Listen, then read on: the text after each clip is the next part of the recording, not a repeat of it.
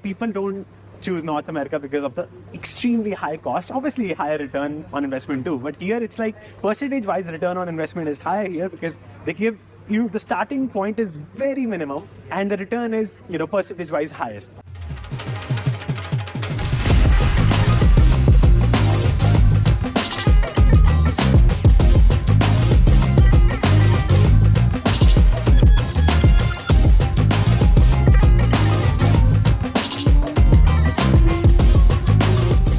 About question cost. So like people don't choose North America because of the extremely high cost, obviously higher return on investment too. But here it's like percentage-wise return on investment is higher here because they give you the starting point is very minimum and the return is percentage-wise highest.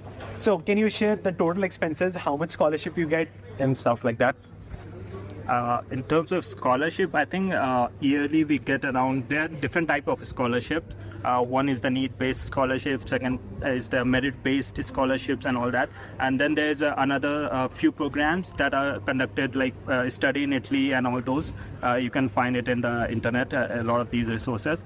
So going by that, more or less you get around 7,200 euros annually. And that comes under 2 installment.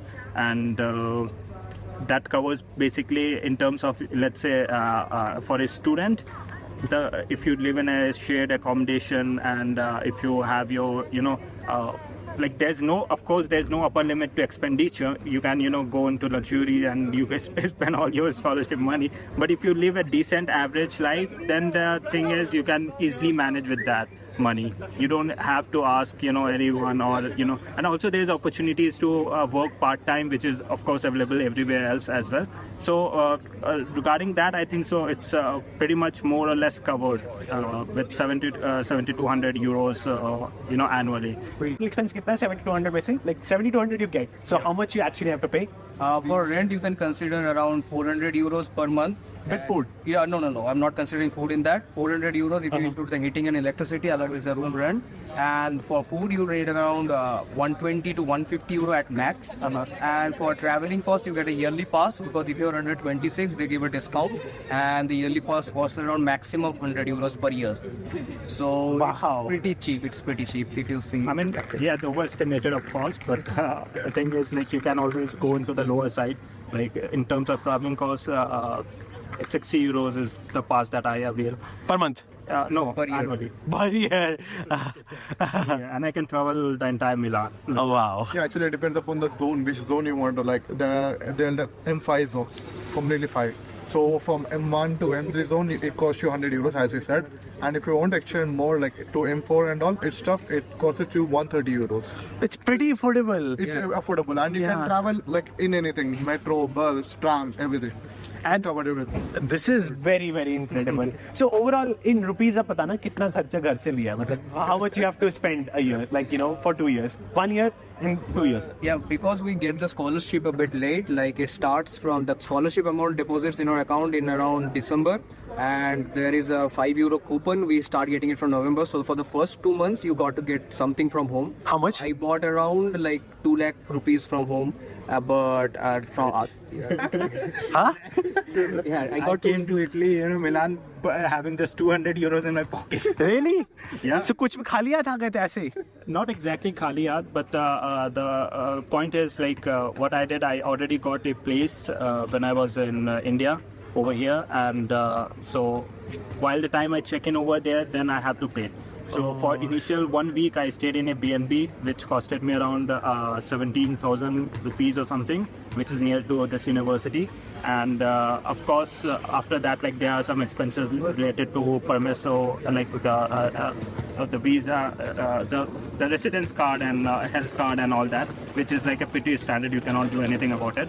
But once you have the this thing, then the accommodation, the ideal cost is like 350 euros around here. I mean, at some places, if you go to the central area, it's more expensive, which is obvious. But if you move a little bit the outskirt area, and Milan has a very good connectivity in terms of transportation, so you can pay as less as 250 euros as well.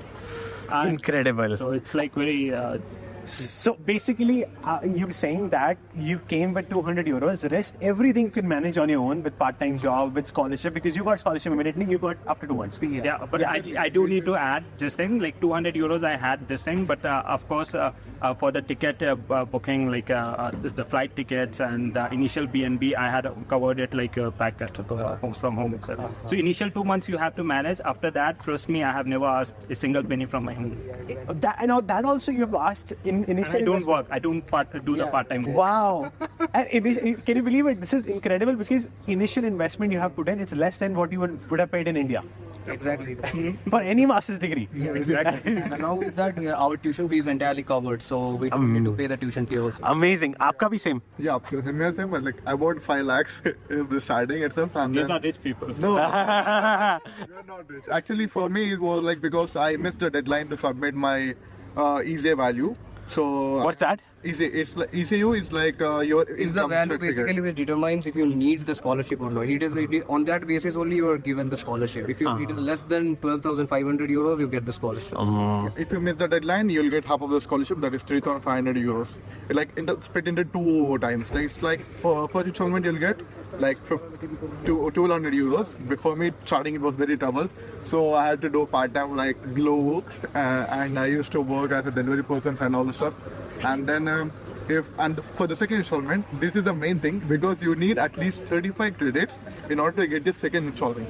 So which is very harder. And if you're coming to Europe, make up your mind that okay, the only thing you do is like study and just eat, sleep, and study. That's it. Nothing more than that. Like it seems like there is a catch to it that you have to maintain the credits also. So for the first year you need to get 35 credits, or you need to pay back all the tuition fee and the scholarship amount.